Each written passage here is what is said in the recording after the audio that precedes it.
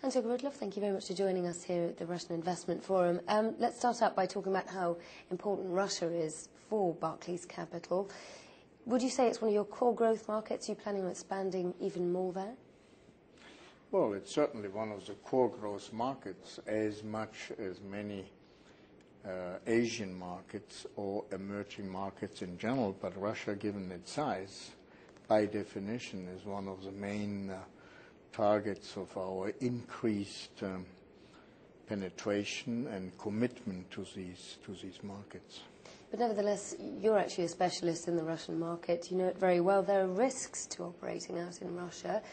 What are they? What is it you'd be worried about most by doing business there? Personally, I'm not worried about all in Russia. Russia has and pursues a policy of integrating in the world economic and political system. They do it with skills. They claim their place at the table. And I don't see any particular risks. The only risks you can see in which you call country risk in general are either very bad economic policies which lead to bankruptcies of the country on the macro or micro level, and we don't see that in Russia at all, or then political risk if a country separates itself from the world and pursues a politic of isolation.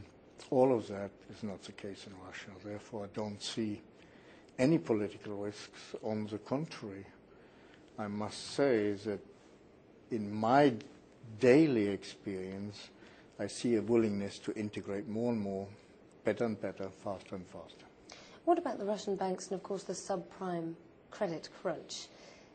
They didn't seem to have been affected that badly recently, but of course all banks have to sort of refinance some of their loans. No, the banks in Russia have not been affected by subprime for simple reason. They don't invest in these kind of instruments, but they have been affected in their refinance activities. They used to refinance easily in the Western capital markets. That has virtually come to a halt.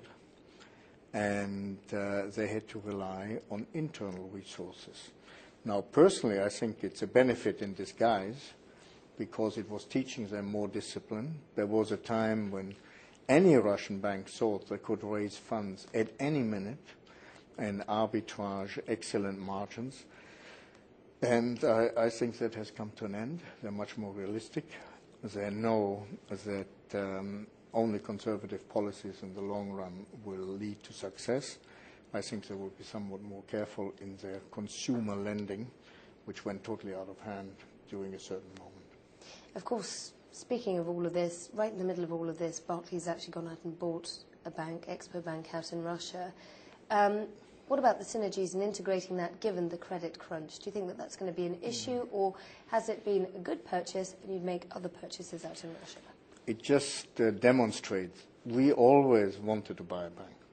But during the negotiations with ABN AMRO, who is extremely well represented in Russia, we obviously waited for the outcome of these merger discussions and then moved forward the moment we could not acquire ABN AMRO. It just demonstrates that we are not particularly worried about the future. There might be temporary difficulties, and there always will be. And there will be in our system, there will be in Russia, there will be in China.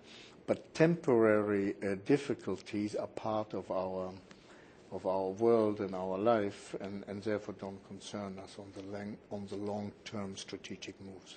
Now, throughout the course of this conference, the Russian Investment Roadshow, you have made some interesting comments about particularly inflation, which is an issue that not just Russia is grappling with, but the rest of the emerging market world is. How concerned are you about Russia's measures to tackle inflation out there? Well, I'm extremely concerned because I'm coming from a generation who suffered severely for many years from inflation. And actually, it's quite interesting to look back because I'm coming from a world where economic growth was guaranteed through the reconstruction of Europe. And it was a reconstruction period of 20, 25 years. when that reconstruction period developed in such economic growth, we were hitting inflation. Inflation at that time, or in the initial stages, was not really handled properly, with the results that we ended up in the United States with 18% interest rates in 1980-81. And right now, it is clear that in all emerging markets, whether it's Russia, China, whatever you look at, inflation is being somewhat neglected and is being considered to be a price to pay for growth. But all policies point towards growth and not to what I would call a consolidation period which will tackle and handle inflation. So inevitably, one day you're going to hit a brick wall because inflationary expectations will be built into the system. And you are running very quickly out of artificial measures like lowering import duties, like lowering taxes for poor people in order to make up for the lack of purchase power. All of these measures you run out of very, very quickly. And then you have built in inflationary expectations, which means you will have negative returns on savings, therefore no savings, and eventually it will affect the entire country. It's like a poison which goes through the system, and so I am deeply concerned. Given that sort of bleak outlook for not just Russia but a number of emerging markets when it comes to inflation, let's just broaden things out, and I do want to ask you about sort of the broader subprime crisis as a whole. Do you think it will be realistically finished by the end of the second half of this year, once banks have cleaned their balance sheets out, so to speak? Well, I never put a date on it because I always made the point in the last 6 months, this is not a tumor which you can operate, then close the wounds, and within 4 weeks it's healed. We are dealing with a cancer of over-leverage, and we now have to deleverage.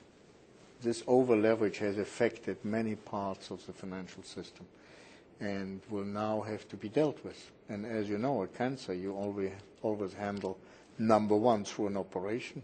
That's happening now, capital increases, everything you like, write-downs. But then you have to treat the patients with chemotherapy, which is always long, which is always painful, and it's never easy to say, will it be a year, will it be 6 months, will it be 1.5 years? I think it's the best comparison I can give you, so it will take a while. Okay, Hans-Joerg Rudloff, thank you very much for